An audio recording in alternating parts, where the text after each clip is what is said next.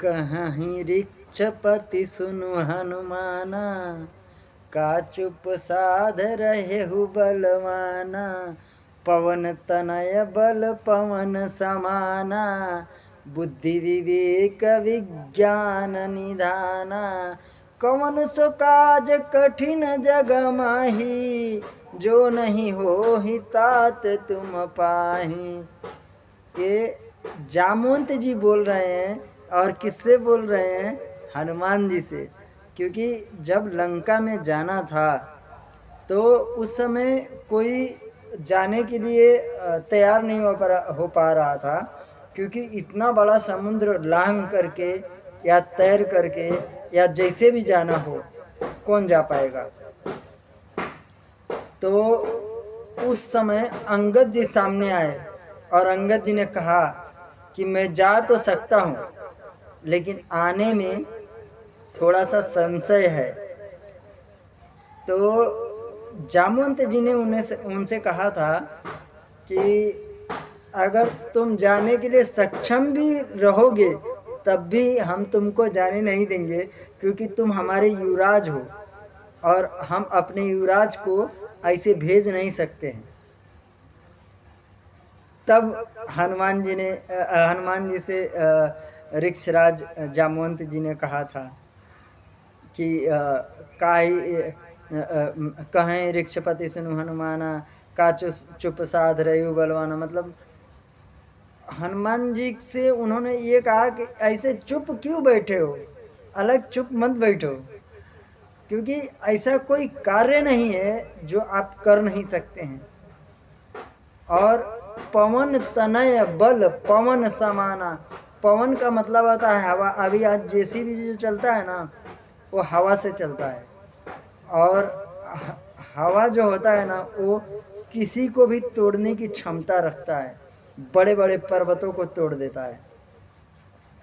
तो पवन तनय मतलब ना, पवन के एक तो पुत्र थे हनुमान जी, दूसरा वो पवन देवता के समान ही बहुत बलशाली थे। तो ऐसे बलशाली व्यक्ति को लंका में भेजना और लंका का विनाश करवाना ये जामवंत जी ने उनको समझा करके भेजा था हनुमान जी को।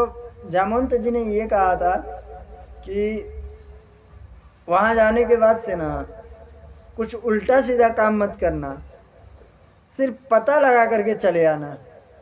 अब बजरंग बली ठहरे उनका एक चौपाई आता है, जामवंत के बचन सुहाए, सुनी हनुमंत हृदय अति भाए। तब लगी मोहि पर खेऊ तुम भाई, सही दुख कंद मूल फल खाई। जब लगी आवहु सीत ही देखी, हो ही काज मोहि हर्ष विशेषी। यह कही नाई सबन कहु माथा, चले हरस हिय धरि रघुनाथा। सिंधु तीर एक भूधर सुंदर, कौतुक कूद चढ़ेउता ऊपर। बार बार रघुवीर संभारे, तर केउ पवन तनय बलवारी। जय गिरि चरण देई हनुमंता, चले सुगा पाताल तुरंता।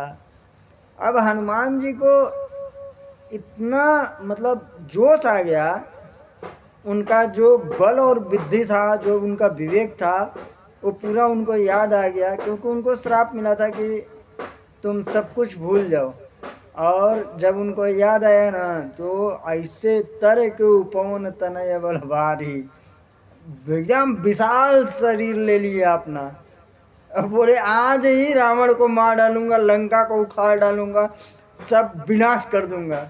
तो जामवंत जी ने उनसे कहा था कि मारना पीटना कूटना ये तुम्हारा काम नहीं है, तुम सिर्फ पता करके आओ, ये सब राम जी का काम है।